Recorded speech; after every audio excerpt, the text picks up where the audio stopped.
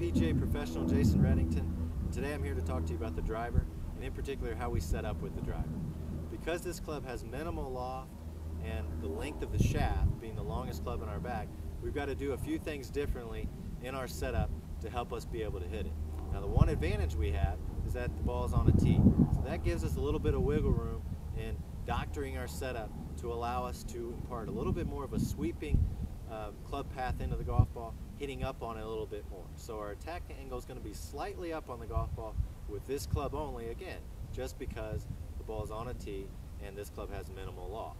So what we're going to do when we set up, of course we're going to have the ball very far forward, so I've got this yellow stick here to help illustrate that. So you can see in my stance, I've got the ball positioned just, inside my left heel. Now what I'm going to do is, I'm going to take my spine angle and I'm going to tilt it slightly to the right.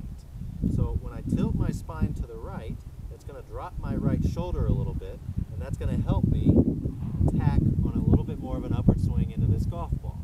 Okay?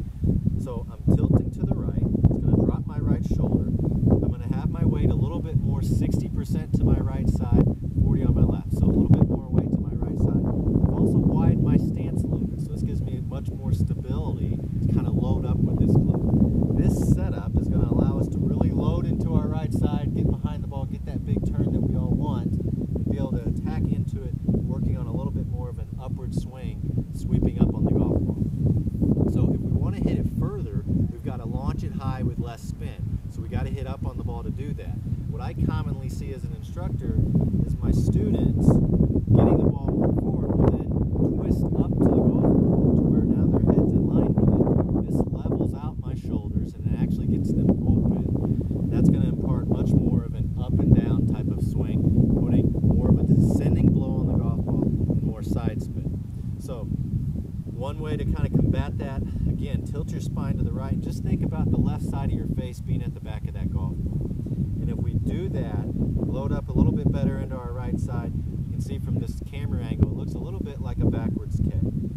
Alright, so that's going to help me again, load behind the golf ball, sweep up on it for longer and straighter drives. If you want to hit the golf ball further, you need to set up this way with the driver.